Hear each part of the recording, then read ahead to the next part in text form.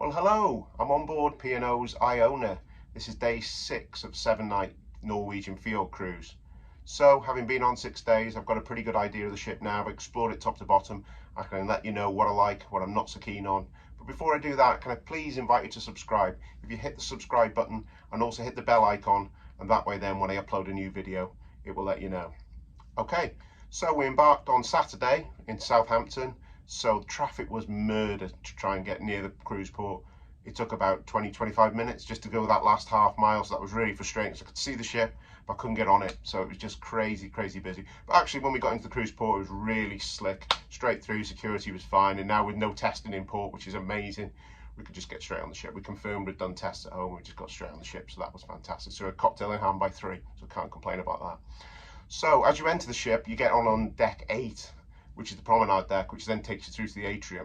So the atrium's a nice space, beautiful. It's like chrome and white marble, so it's very sort of modern, minimalist, if you like, interior. And around the atrium, it's very traditional sort of layout. Around the area there, you've got obviously the piano down the bottom, and you've got a Costa coffee, and there's some specialty restaurants and shops and things all around it. And it's a nice space. Is it the most wow ship I've ever walked onto? I don't think it has the wow factor of maybe jumping onto a princess ship where they have a huge atrium with the gold and marble and all that kind of thing, but it's still a very pretty interior. Big floor length windows, which are obviously designed to get you the best views of the sea, and particularly for things, voyages like the fjords, fantastic for that, absolutely great. So yeah, first impressions were were really good. Ship is really busy. The capacity on the ship is 5,000. We're actually sailing at about 120% capacity. How are they saying 120% capacity? Because what it is, when they do capacity, they work it on double occupancy, 2 people in a cabin. But obviously school holidays in particular, there's a lot of cabins that got 2, 3, 4 people in them. So that's why the ship is pretty much about as full as I think it could get. You really wouldn't want any more. I mean, it's school holidays, so of course you'd expect it to be busy, but this really is super busy. A lot of the public areas are pretty rammed. The Horizon Court buffet in the morning, getting breakfast can be a bit tricky. But in all fairness, I booked school holiday time, so I knew that it was going to be like this. But it's certainly a consideration. If you don't like a busy ship and you don't have to go in the school holiday time, then it's probably a good idea to look outside those times. And your fare will be cheaper as well, of course. So the cabin, we actually booked a balcony cabin, standard balcony. It's a really nice cabin, modern, it's spacious, lots of storage. A couple of things, could do with maybe a few more sockets. So there was 2 British sockets and there's 1 American socket. American socket's being used for the kettle. And I think there's a couple of USBs in the lights and things as well, which is quite useful. So a couple more sockets would have helped, but it's no great deal breaker. There's no shaver point in the bathroom for plugging in electric toothbrushes and that kind of thing, which seems a bit odd. Most places sort of have that now. That seems to be pretty standard in hotels, and most cruise ships I've been on have got that, so I'm not quite sure why they don't have that. But the bathroom itself is fantastic. Really nice bathroom. One of the best standard bathrooms I think I've seen outside of a suite. It's got a good size shower, good full size cubicle. It's not a corner cubicle, it's a square cubicle. So I think even if you're a bigger guy than me, you'd have no problem in there. Plenty of space to put all your things out. It's nice light woods and everything like that. I'll put some pictures up. So yeah, really impressed with that. And it also has the always on light. Some of the ships have this now. I think it's a great addition. So they have this light going all the time that the power's on in your room, the light's on, so if you get up in the middle of the night, you haven't got to flick on the main light, which can wake up other people in the cabin. And it's just a great thing. It's sometimes just enough light really that you can do what you need to do and wash your hands and get out. I think they're brilliant. I'd love to see those retrofitted on some of the older ships, so they're fantastic. So yeah, the cabin was really great. I booked an overhanging balcony, saved a few quid by booking that overhanging balcony. Hindsight, I probably would rather have paid a bit more and had a normal balcony with a clearer view. The skies were amazing and the views of the fjords, and I could have got some better footage without the overhang. It was a bit of a pain. So I booked deck 15, which has an overhang all the way around, I think. So I'd probably go a couple of decks down if next time. But it's still a good sized balcony, a couple of chairs on there, so plenty of space. But just that overhang does spoil the views a little bit, particularly if you're in an area like the fjords where you want to get nice big vistas, photographs, so that would be nice.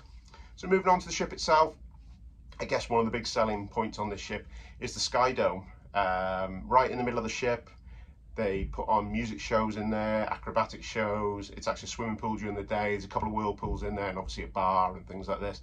Now, for me, and I think most people would agree with this, it doesn't work as a music venue. The music just echoes around the room, and it's really difficult. And I feel for the musicians a little bit, because it's not great acoustics at all. It's exactly what it is. You're playing in a swimming bath. It's bouncing round, and you can't hear the lyrics properly. So it doesn't work as a music venue. That said, they have a show on here, I think called Taibo, something like that. It's like a Cirque du Soleil type show. And that works really well. People swinging on silks and spinning round and all that kind of thing. It's done like a battle day against nights. That's well with it, and that just works perfectly in there. That's great because the sound works, and you focused on the acrobatics and the lasers and all that kind of thing. So it's not a useless space. It's great for that, but just for music, it just doesn't work for me. In terms of other pools, there's a smaller pool towards the front. It looks like it's going to be really sheltered, but every time I've been out there, it's been absolutely blasted with wind, more so than the pools at the back of the ship. So I tended to use the infinity pools at the back, and again, you've got some whirlpools there, and you've got whirlpools on the side. There's plenty of options, actually, to be honest, if you like whirlpools and all that kind of thing. Other entertainment venues, Headliners Theatre has got a couple of good shows that we saw on this one. Usual musical review type things. Also, there's been some comedians and magicians and some other things on there that we've took in as well. There's a few cabaret venues as well, which is quite nice, and then there's Pianist and the Crow's Nest Bar and those kind of things. So yeah, plenty to do on board. As far as dining goes, we've eaten almost always in the main dining room. Personally, I like to use the specialities. I would have been quite keen to go back to Sindhu, which I've been to in the past, maybe Epicurean, or try out one of the new ones like Keel and Cow. But on this one, we're traveling with my mum, who doesn't particularly like eating big meals. She's in her 80s, so she doesn't want a particularly big portion. That's the one thing with the specialty dining, is that the portions tend to be quite big. Because we wanted to all eat together, we sort of all ate in the main dining room. The food was good. Yeah, it was very good. Service was patchy. Some nights the service was brilliant. Other nights they were really struggling for people. You could just tell. I mean, I was shown to the table by a member of housekeeping. You could see on their sheet that it's on their shirt that it said P&O housekeeping, and she didn't know where the table was. She didn't have a clue. But this is happening across the industry at the moment. Unfortunately, there's labour shortages everywhere, and this is not immune by any stretch. Actually, they've done pretty well, the staff, considering it's so busy. I mean, there are just families everywhere. There are lots of entertainment options. I went to the casino a couple of times. I was doing all right. Tonight I think I'm going to be cashing in pretty much where I started, which isn't too bad. At least it's not a loss, so it's not going to be paying for another cruise, but I'm certainly not going to be I'm not going to be in too much trouble, so that's okay. That was good fun. Yeah, so all in all, summary of the ship, great. I would come on the ship again, definitely would book it. It's nice that P&O are trying different things, because they have got a bit of a reputation of being a bit stuck in their ways, a little bit old-fashioned, but I think they're definitely trying. They've got it difficult because they don't want to alienate their traditional customers, because they come year round, spend a lot of money, but also they've got to attract the next generation of cruiser. Otherwise, like any business, if you don't bring along new customers, then you're not going to survive. So I think they're trying to get the balance with some unusual things like the dome show, and they've still got some of the more traditional items as well, like the Headliners Theatre and all that kind of thing, which you'd expect. If you are a fan of the old traditional P&O thing, they don't have things like dancing on board. I certainly haven't seen any sort of like ballroom dancing, and it doesn't have a ballroom like Britannia does. So if that's your thing, this probably isn't the ship for you. I'm going to try it again. Love the Norwegian Fjords. I say I'll do a separate video about the Norwegian Fjords, about the ports that we went to. So the itinerary was lovely. This is very definitely a cold weather ship. I know that RV is being built as a warm weather ship with the roof that opens up, and a few more outdoor areas, like I think it's a climbing thing and all that kind of thing. So this has been designed perfectly for the Norwegian Fjords. Big glass windows in the atrium, so you can take in those spectacular views when you're going down the Norwegian Fjords. It's just perfect for that. So I will book it again. I'll probably book a different itinerary, because I feel I've done those ports now. I'd like to see how the ship is in a different area. I will definitely book a different time of year, I think.